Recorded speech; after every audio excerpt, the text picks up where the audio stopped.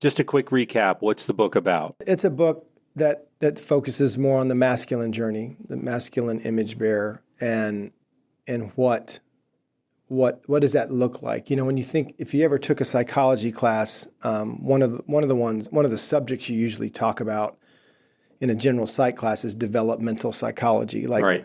we are developing, we are evolving, we're moving from, this infant to, boy, girl, adolescent, and then teenager, and into puberty, Yeah. and We're so not static. there's this physical evolution Yeah. that we're going through. And emotional and That's psychological right. for And sure. so all of those And components, spiritual. when you put a spiritual layer on all of that, what does that look like? Right. What does it look like to journey your heart's story, your heart's journey, and what you needed at different stages?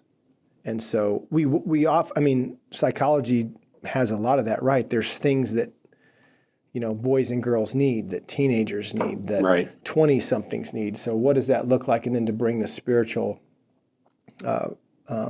ingredient, if not the most significant component of it is spiritual, how does that work and how does that look? And so there's this ideal, and then there's what I got, and then there's what so many men got. Yeah. And it addresses a lot of different things, the masculine crisis in many ways, what's going on there. The title, King Me, what the subtitle looks like is working to is that King Me is this hope of every man, that there's this validating moment. And there should be many of them, but this validating moment, if you think of checkers, literally when you move across the board and you navigate this opponent, this minefield in many ways, right? Yes, Yeah. and you get to the other side. You don't get there without cost. Usually, a couple other people, a couple other pieces get taken out and sacrifice themselves so you can get there. And then when you get there,